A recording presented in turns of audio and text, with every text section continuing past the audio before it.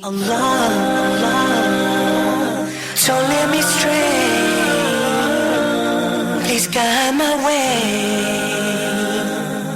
onto the path of my deen. Allah, subhanahu wa ta'ala. Allah,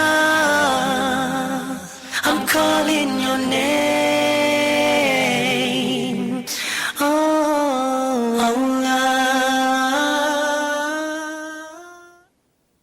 Assalamu alaikum wa rahmatullahi wa barakatuh. My dear brothers and sisters in Islam, welcome to a new live episode of our program, Let's Talk.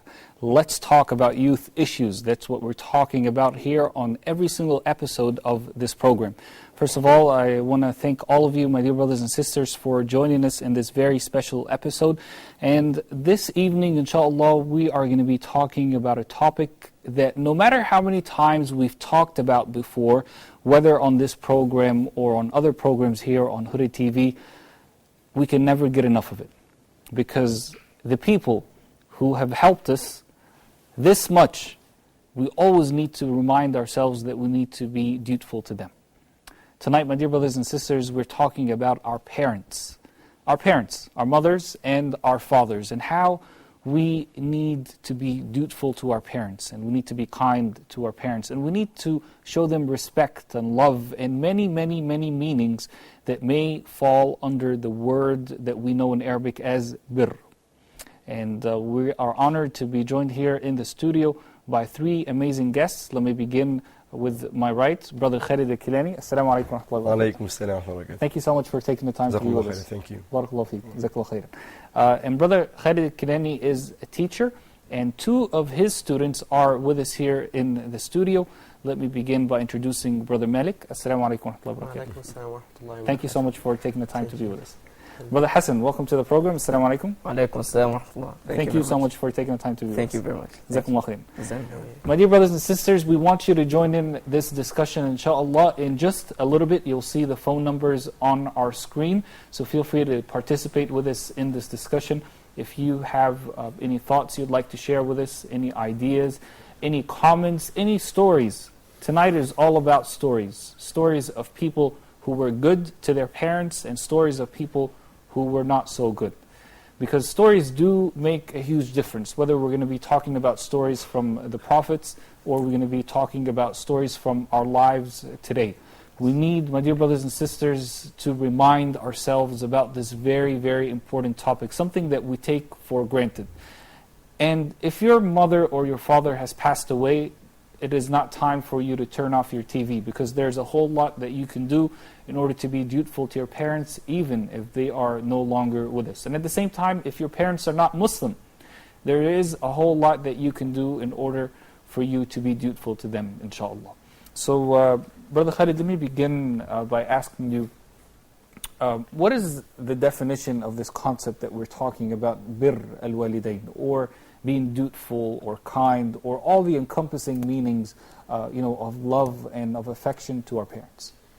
Bismillah, alhamdulillah, wa salatu wa sallam. All praise is due to Allah subhanahu wa ta'ala. I praise Him and I thank Him. And I seek His help and I seek His forgiveness. Whoever Allah subhanahu wa ta'ala guides, no one can lead astray. And whoever Allah subhanahu wa ta'ala misguides, no one can guide. And I bear witness that there is no worthy of worship except Allah subhanahu wa ta'ala, the Almighty. And that Prophet Muhammad, peace be and a blessing be upon him, is his last messenger. Peace be upon his family and peace be upon those who follow his footsteps until the end of the time. Basically, I ask Allah subhanahu wa ta'ala with His good names and attributes to make this episode, inshallah, only for Him. And may Allah subhanahu wa ta'ala grant us the sincerity in our work and grant us the power for doing this episode, inshallah, as much as we can.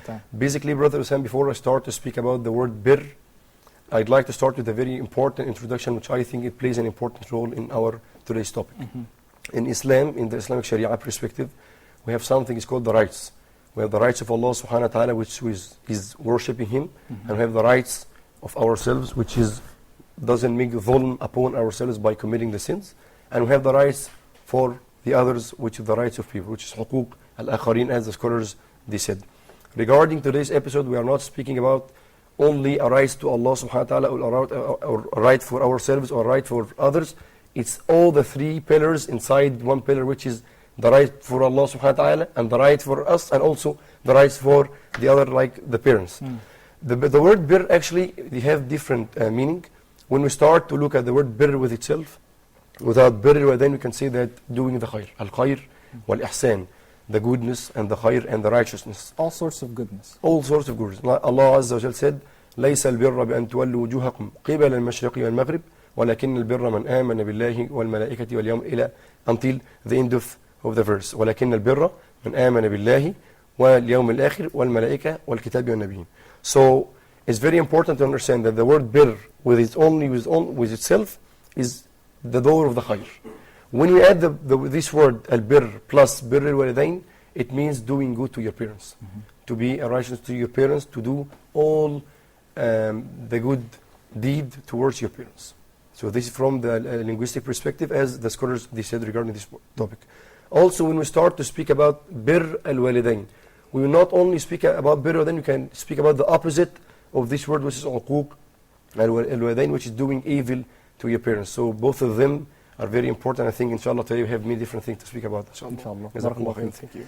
My dear brothers and sisters, we want to go ahead and take a look at this report. Basically, it's a short film that I think all of you will enjoy. We'll watch it here in the studio also, inshallah. When we come back, I'll ask the two brothers who are joining me here tonight, inshallah, to share their thoughts about it. I'll also ask Brother Khalid. And if you have thoughts after watching this short video, feel free also to give us a call. We'll be back in just a moment, inshallah. And I praise Subhanallahi wa bihamdihi Subhanallahi how perfect you are Allah Subhanahu wa ta'ala.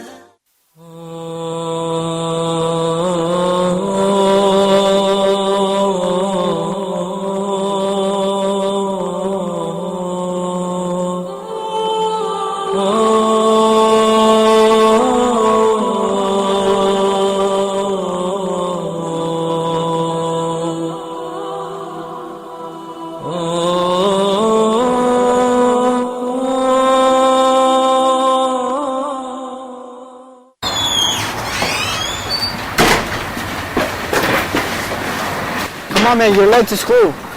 I'm coming. Do you know what time it is? I told you to be ready by 8. Hold up, I forgot my phone. I'll be right back.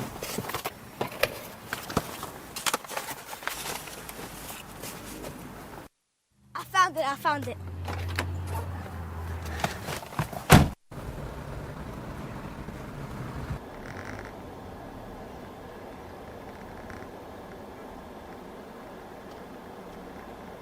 Come on, man, cheer up. How am I supposed to be happy? Do you see what this place looks like? It's not even a real school. What do you mean how this place looks like?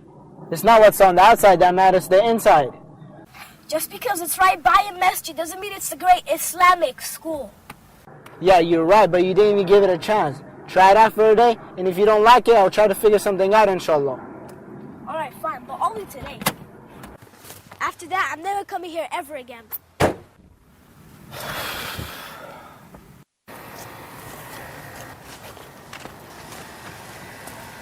Assalamu alaikum, are you new here? Yeah, I guess. We better hurry to Islamiyat class or we'll be late. Islamiyat?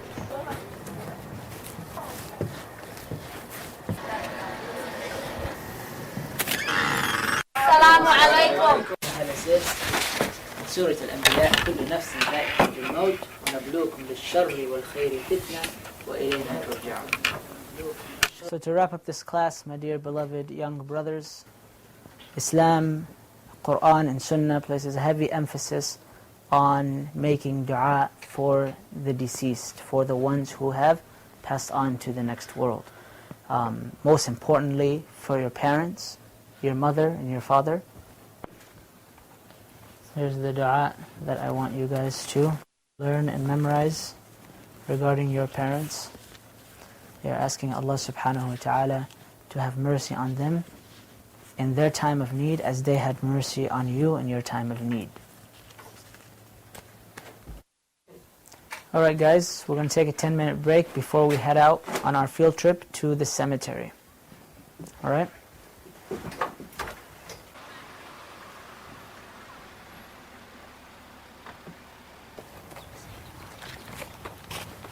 Stay close, guys. Hey Adam, where are you going? I'm just gonna try to find the bathroom. Okay.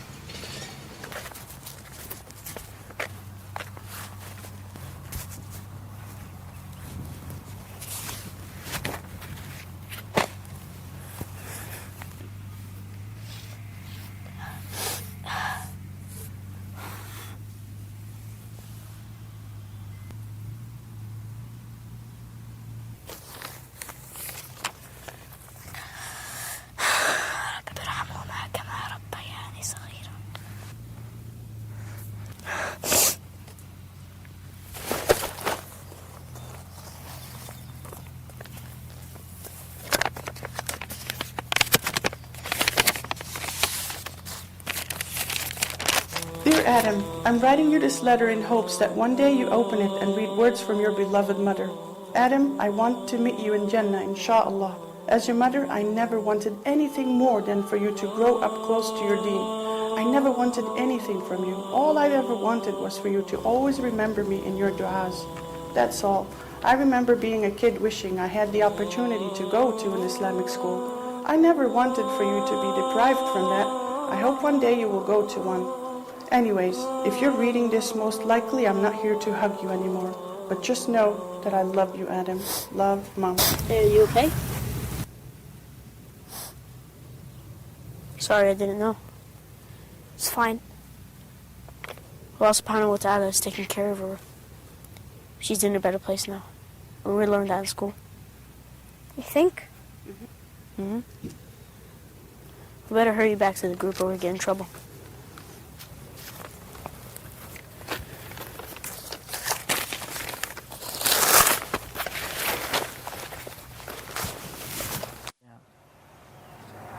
Makes sense, makes sense.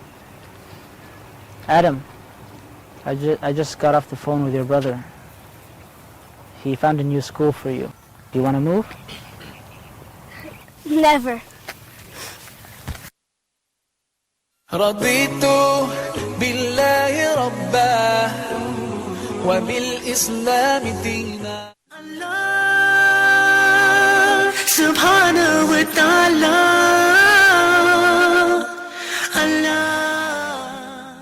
Beautiful short film there, mashallah. Absolutely amazing and very, very, very touching. Brothers, I want to ask you about your thoughts after watching this video. What came to your mind? Let me begin with you, Brother Malik. Bismillah wa salatu wa salam ala Rasulillah sallallahu alayhi wa sallam. First, Adam, the boy, he was like, at first, he wasn't very appreciative to his parent, to his father, and he wasn't very, he didn't appreciate what he had and what his father did serve to him. Okay, but then after he remembered his mother and he read the letter, he became like he felt better, and he appreciated that his father is doing the best for him. And then when he asked him to go to a new school, he said, never, I want to stay with the school, with my father and with my friends. After you watched that, what came to your mind? What kind of lessons do you feel that we can learn from this video?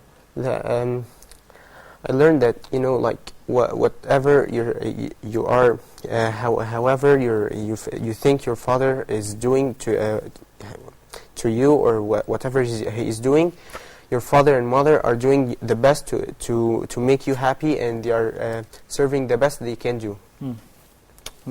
Thank you. Brother Hassan, your thoughts after watching the video? Bismillah walhamdulillah wa salatu wa salamu ala rasulillahi sallallahu alayhi wa ala alihi wa sahbihi wa ala. Well, I think it's very clear that the video shows us that parents are very precious. Even that Adam, the boy in the film, is small. He's just a small kid. But it's obvious that parents are precious. Parents have meanings to everyone. He lost his mom, and that wasn't something easy to him. It's the first day of school, so it's supposed to be something new, something big. But no, he still doesn't forget his mom. So moms, dads, parents are very important. And this also shows us that if they're dead or alive, we should also serve them, make that dua for them, pray for them, ask Allah for mercy for them. So I think the video is very clear in this point. Jazakumullah khair. Thank you so much for your thoughts. Let's move on a little bit now, and let me ask you, Brother Khalid,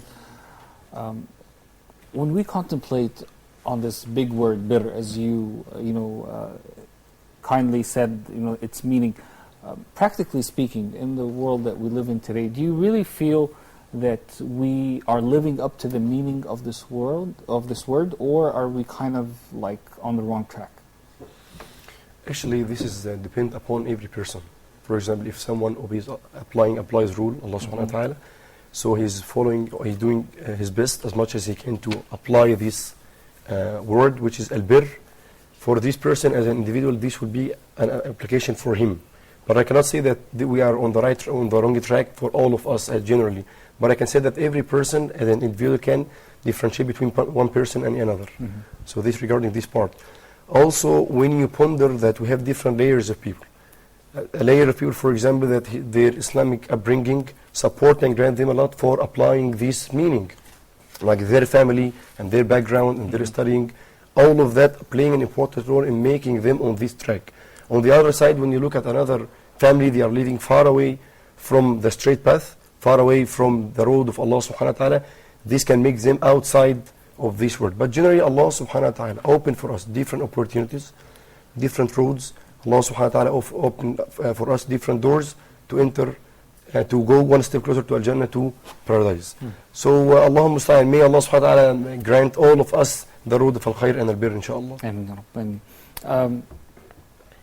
Let's talk a little bit on how to implement that. How can a person become a person who observes the duties and the rights of his or her parents? Regarding this part, I'd like to start also with a very important meaning. First of all, we are not obeying our parents because they are our parents. We are obeying our parents because this is Allah subhanahu wa ta'ala's rule. So once we start to look at that this will be for the pleasure of Allah subhanahu wa ta'ala, we can look that this will be for the pleasure for the parents. For example, you can do that for the pleasure of the parents, and this can be a major sin. Like for example, if your parents inform you to make shirk or to commit a major sin, this will be disobedience to Allah subhanahu wa ta'ala. So the indicator that if we start to apply this on the current case, if you do that, we can look at, first of all, does this will be an obedience to Allah subhanahu wa ta'ala or not? Two, when we start to do that, first of all, we have to know a very important part, the knowledge and the action. The knowledge that I need to know what is the ways that make my parents like be happy and grant happiness to them. Two, I have to apply that, because I think that we have problems. A lot of the children, a lot of the youth, especially the youth, they know what makes their parents happy, but they cannot apply it because the shaitan, I think, they deceive them. So may Allah subhanahu wa ta'ala make us understand about him, about his rule, about his obligations. If we apply Allah subhanahu wa ta'ala obligations regarding our parents, this I think it will grant us a lot to apply this, inshallah, on the current case. Brother Malik, when you think of how your parents have brought you up and other people around you, do you feel that there's a difference between the way that you learn this meaning of Birr al-Walidain and others around you? Yes, of course. When I consider the state that I'm in, the relationship between me and my parents, I feel like my parents have nurtured me or raised me according to the Islamic ethics. Okay, and some other kids or like my old friends that I have known before, they are not very respectful to their parents as I am, or at least they're not very good in their treatment to their parents or relationship. My father and mother, have raised me to be good with everybody and to obey them all of the time and be good with them, according to Quran. How about you, Brother Because of this reason, you're a good student. Alhamdulillah, Brother Hassan. Well, of course, it's clear and obvious that it differs from Islamic and non-Islamic traditions and stuff like that that raising. It differs from Islamic and non-Islamic raising because Quran and Sunnah helps parents raise children, and children, Quran and Sunnah helps them to be raised because that gives them the motivation and stuff like that so they can keep on going. Even if it's hard, even if it takes a long time to make your parents happy or to not make them sad at least, but Quran and Sunnah and Islamic Sharia makes it more easy for them to help. Thank you so much. Brother Khalid, going back to you, I want to ask you about a very important topic when it comes to parents.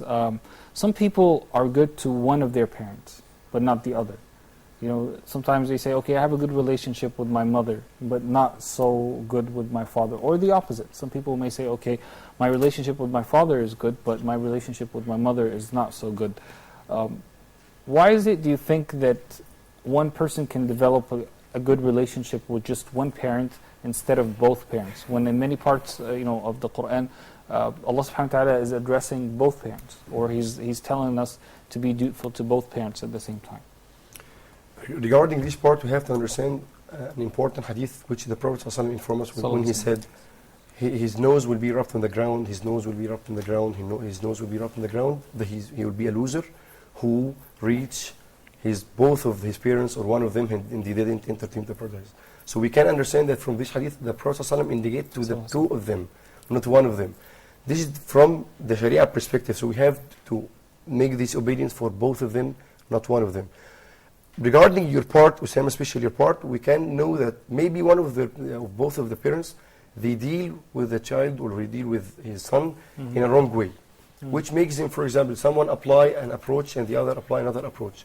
So we can say that this problem, it can be solved like if the two of the parents, they apply the same approaches, both of them has a specific planning for example, I'm going to give him this for this and that, and you will be responsible for this and that. This can make our child raised in an Islamic way and like that. So also from the mindset of the student, he can think like his father, he understands him, and his mother doesn't understand him. Also, we can inform the student to understand their parents' conceptualization regarding him, understand his parents, their way of dealing with him.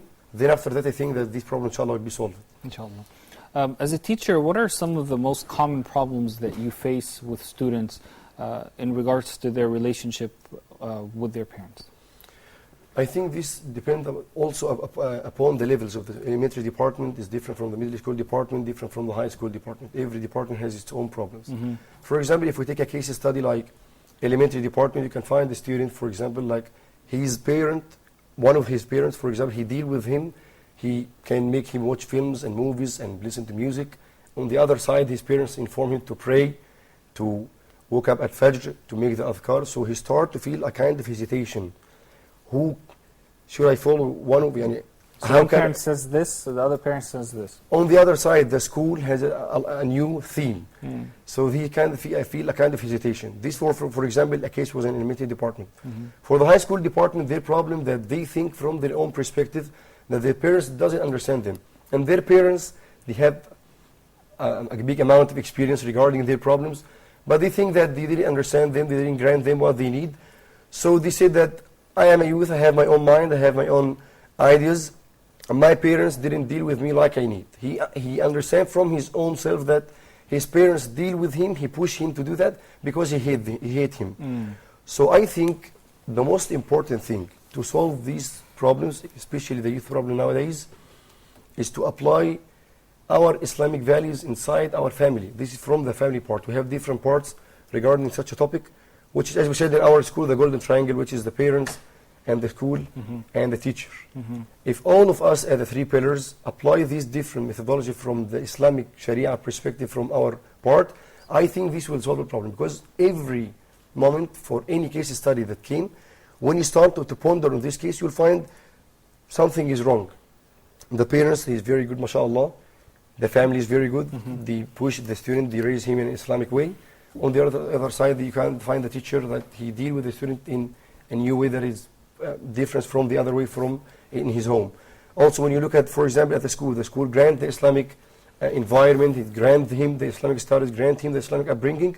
You can look at the other side that his family, they didn't help the school for raising the children in this Islamic upbringing. So I think it is have different angles and different perspectives, not only from the student perspective or their ideas.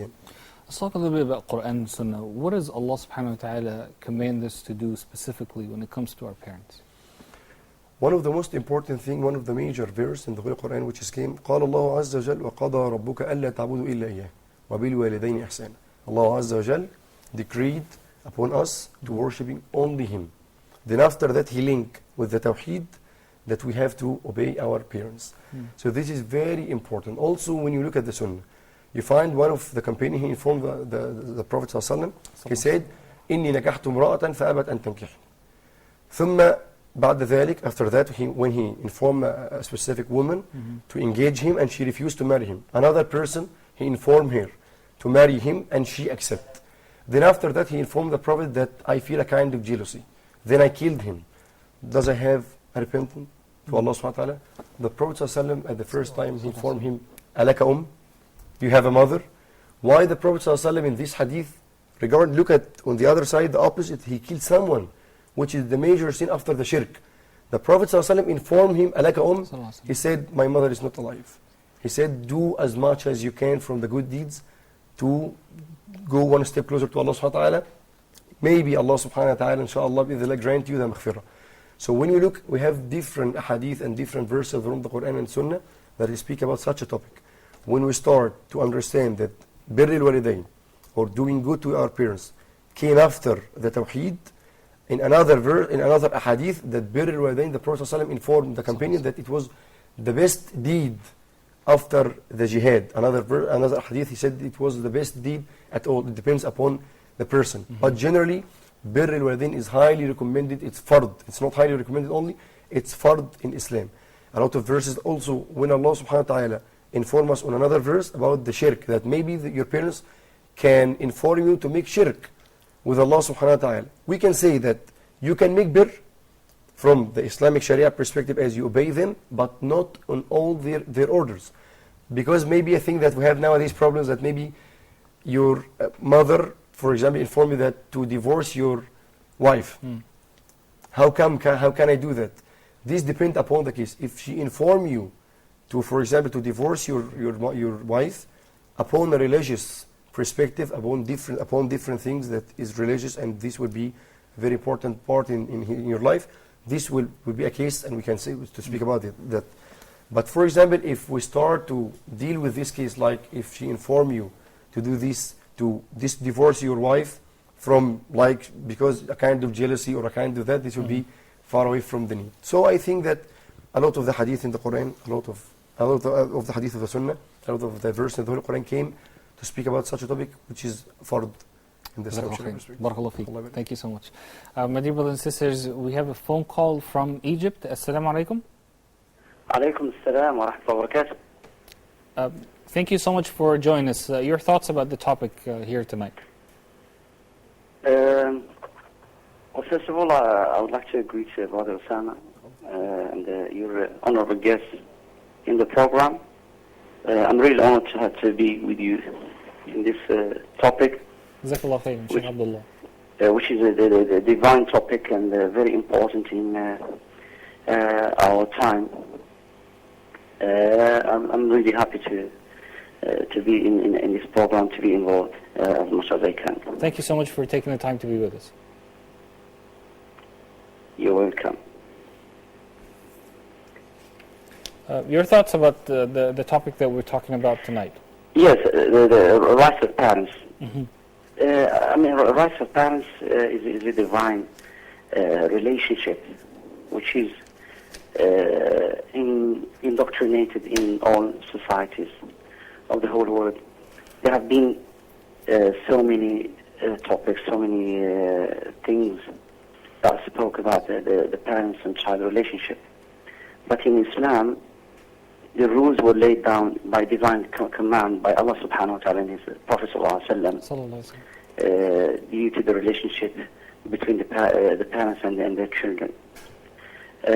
We actually live at a time where so many rules have been broken down, and because of the civilization that we're in at this moment, and the problems faced by the youth, the parents are not having the same status that they're supposed to have, especially in the Muslim society. I think it's very important to go back to our roots as Muslims, to safeguard this status of our parents and our elders. The Prophet ﷺ stated in so many hadiths the importance of the rights of the parents. In one of the hadiths he mentioned, sallallahu alayhi wa sallam, that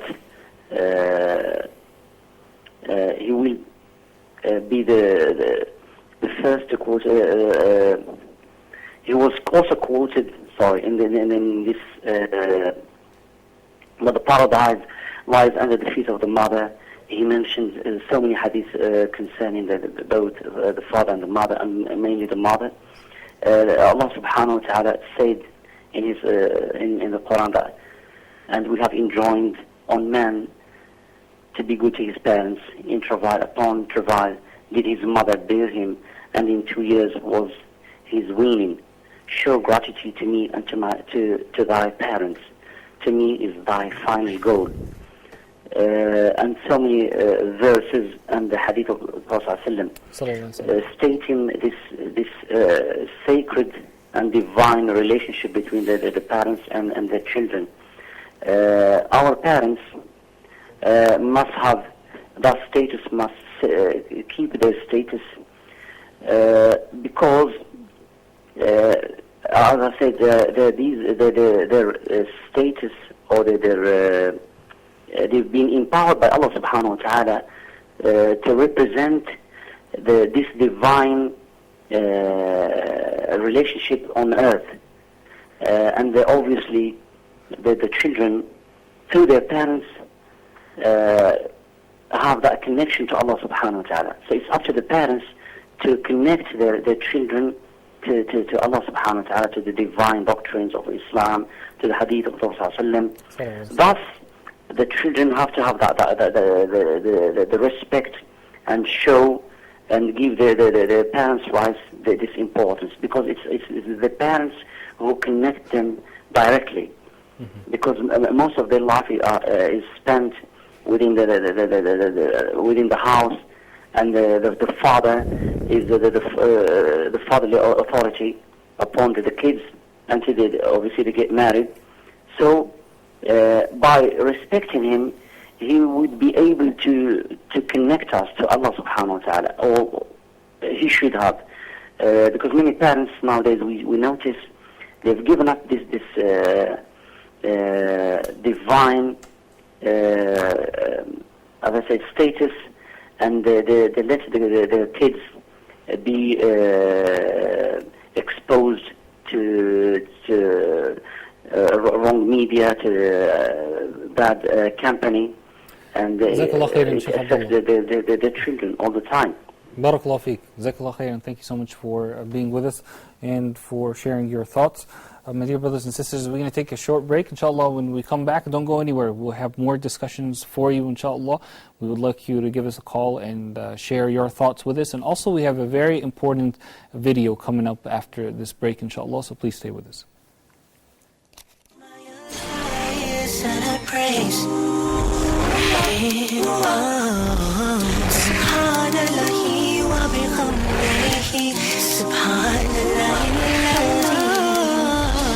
Perfect you are, Allah, subhanahu wa ta'ala.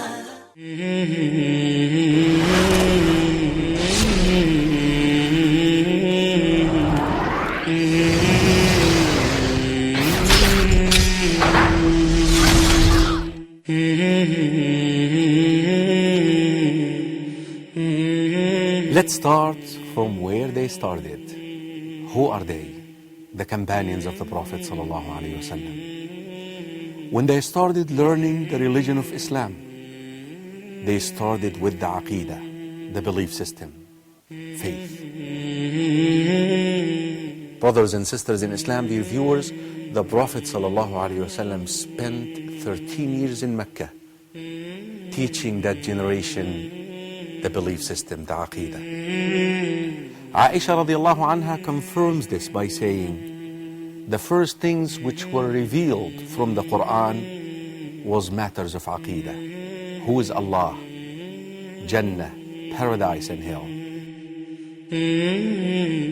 Jundub ibn Abdullah al-Bajali, may Allah be pleased with him, said, we learned the belief system, we learned the Iman, we learned the Aqidah, then we learned the Quran,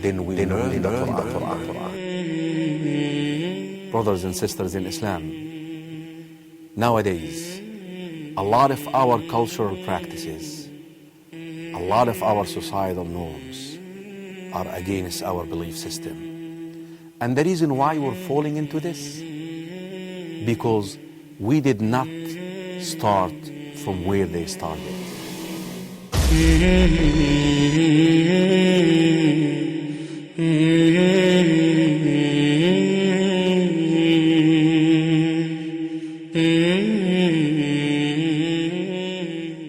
لبيك اللهم لبيك لبيك اللهم لبيك لبيك لا شريك لك لبيك لا شريك لك إن الحمد والنعمة لك.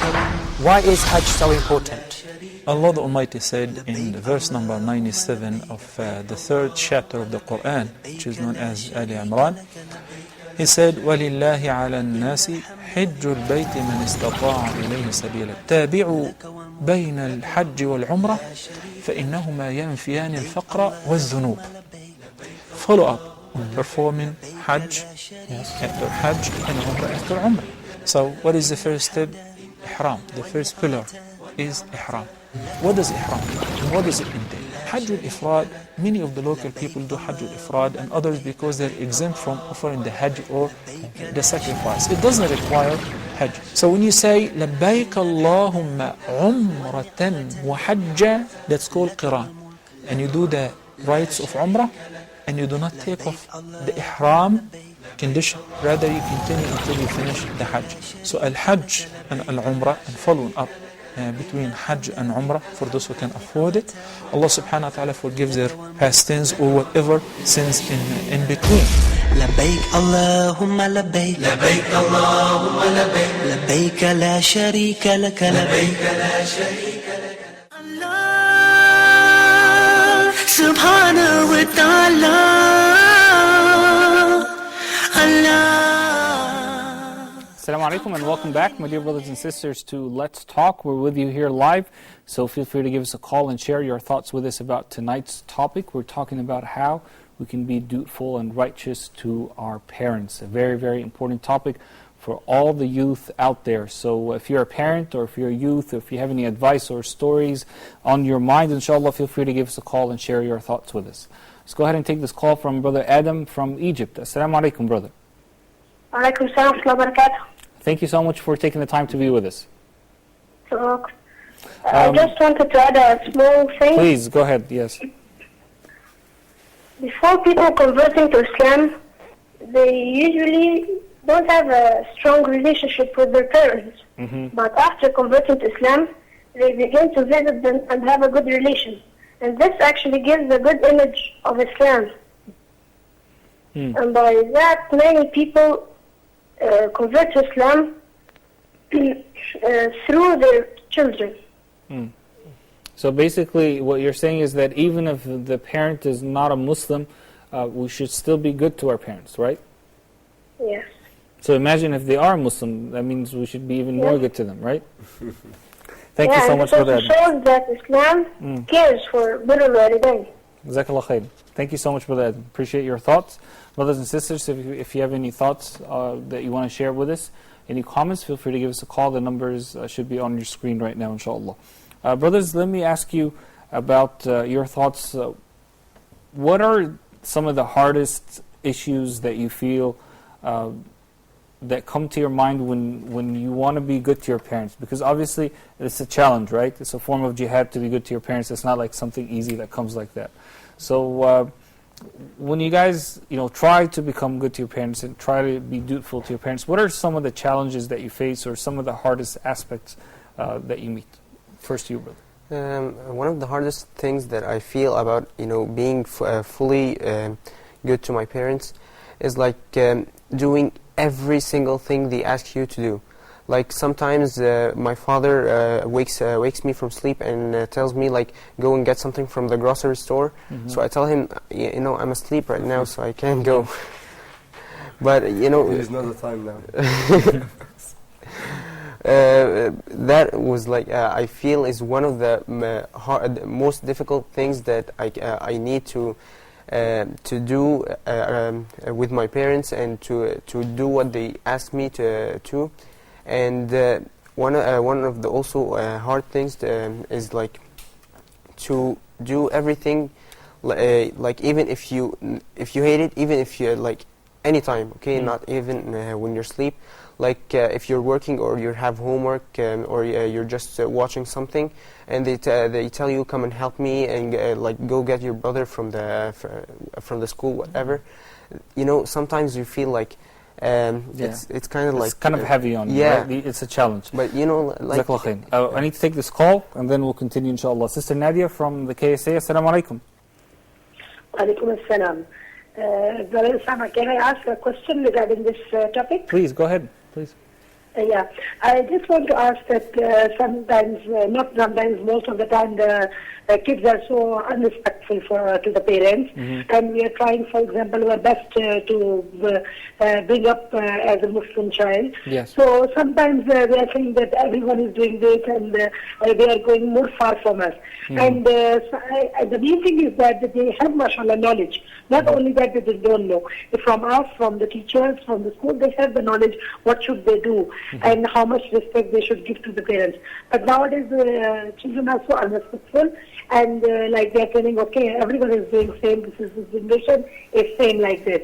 And even having the knowledge, they are behaving like this. So what should the parents do in regarding this matter? And how can we teach them when we already tell them everything? And how can we teach them and how can we bring them up to be more respectful to their parents? Thank you so much, sister. That's a very, very important question. Yeah, go ahead with your second question. Yeah, my second question is the woman who is, for example, far away from her parents, and they are old, of course, but she is, of course, living with her husband. So, does she have, the whole duties like what is Islam is telling to us that we should be very dutiful to our parents? How can a woman manage it with having the husband and family? Great question, sister. Thank you so much for your questions. وإياكم إن شاء الله. جزاك الله خيرا. Sister Nadia asked two very important questions. And before we answer them, inshallah, I want to tell you, my dear brothers and sisters, this is a time for you to give us a call. We are with you live, so feel free to give us a call and share your thoughts with us or ask us any questions on your mind. Now, her first question was towards the children, right, the young people. She says they may have the knowledge.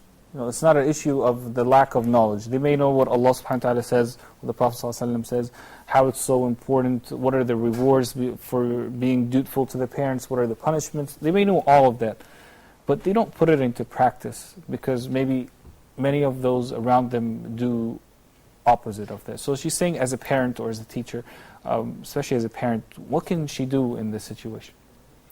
Regarding this part, Osama, I think that one of the most effective and key success factor regarding this part, which is the role model in home.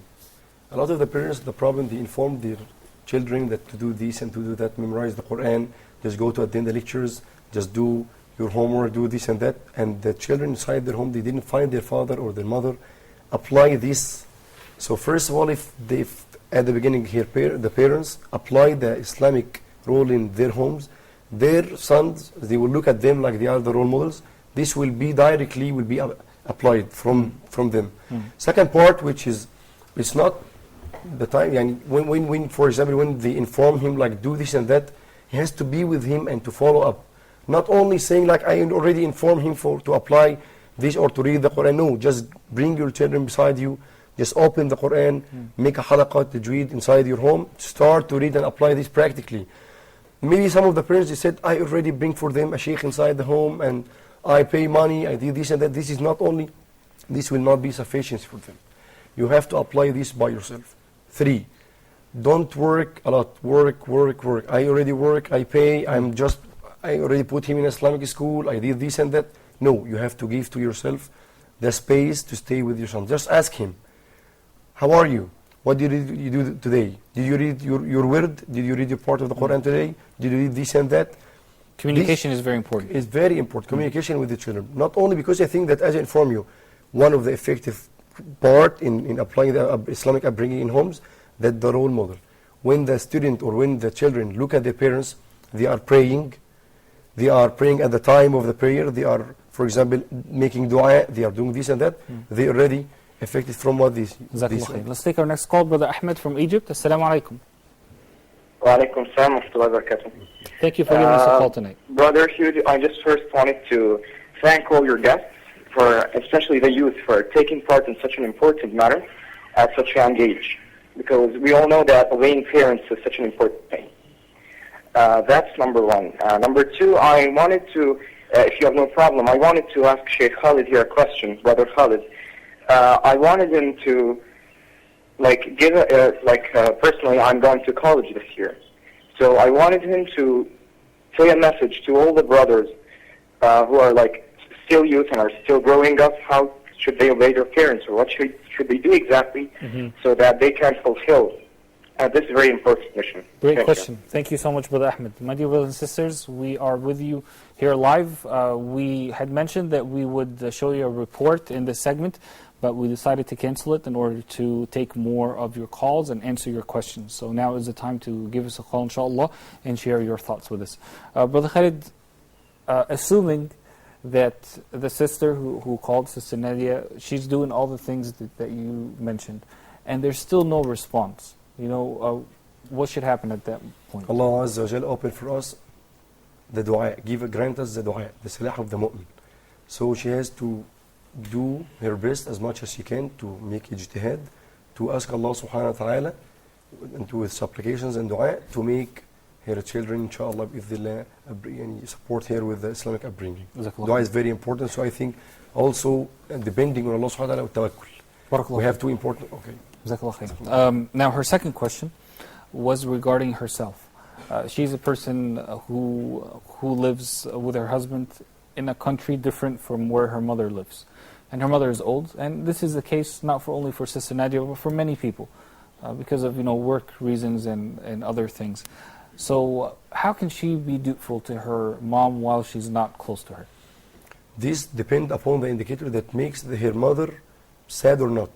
For example, maybe that she knows her case, she knows that she's far away from her, but she has just to put a plan that she will visit her every month, every 2 weeks, every 3 weeks, to open a channel for her, but only to be isolated far away from her and to claim that in any person, I'm not speaking about a specific person, that my mother is far away from me, I cannot speak to her. No, this is a very important, it's fard.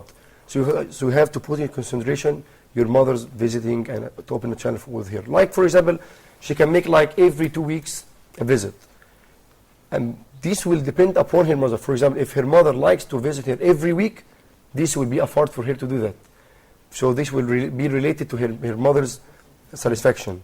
We only have about 2.5 minutes left. I want to give you guys a minute each, and then the closing word is for you, Brother Khalid. Now, give me some practical examples of how we can be dutiful to our parents. That was actually the question of Brother Ahmed who called, and that's what he wanted to know. Let me begin with you, Brother Hassan. Okay, in my point of view, I think it's actually easy.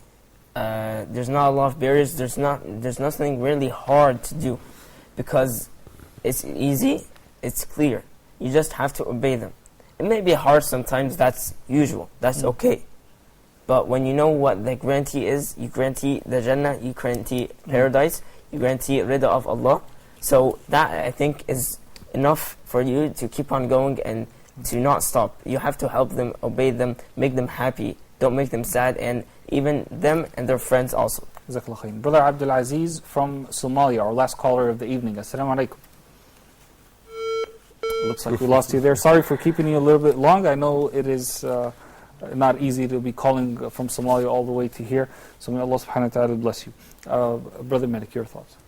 I think that, the real motivation for, obeying your parents is to remember that when you were a child, in your childhood, they worked so hard to raise you and make you the best child in the world. Okay, and just remember that they always want the best of you. So that's a very beautiful point. Yeah. So when they just shout at you, or you become mad at them, just remember that they're doing this for your own good, not to make you sad or so. Thank you so much, guys. Brother Khalid, the final word is yours. You have only about 30 seconds. My message to the youth, to ask Allah subhanahu wa ta'ala to make ijtihad in dua. ربنا اغفر لي ولوالدي وللمؤمنين يوم يقوم الحساب. Our Lord, cover us with forgiveness, and also to our parents, and of course to all the believers. So I just inform all the youth to make dua, to make to their mothers and to their parents. Two, I ask all the youth just to focus all our effort to make the obedience to their parents, and also I ask all the youth just to start to apply what their mothers informed them on the current case. Thank you so much, Brother Khalid, for sharing your knowledge with us. And may Allah subhanahu wa ta'ala bless you. Make it only for His sake, inshallah. As you said in the beginning. Barakallahu feek. And brothers, thank you so much for sharing your thoughts with us and your knowledge. May Allah subhanahu wa ta'ala bless you. And may He make all youth like you, inshallah, in regards to their relation with their parents, inshallah. Jazakumullah khair. And my dear brothers and sisters, thank you so much for having been with us here this evening. Inshallah, we'll be back again with you next week. Until then, have a good night and a good weekend, inshallah. Assalamu alaikum wa rahmatullah. And I praise Him. Subhanallahi wa bihamdihi. Subhanallah, how perfect you are, Allah.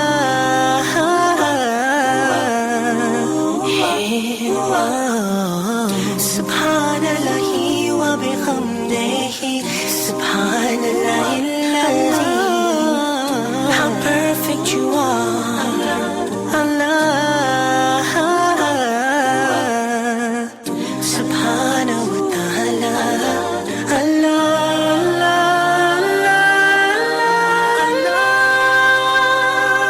subhanahu wa ta'ala, Allah, I'm calling your name, Allah. I need you, Allahu Akbar, Allah, your mercy is great.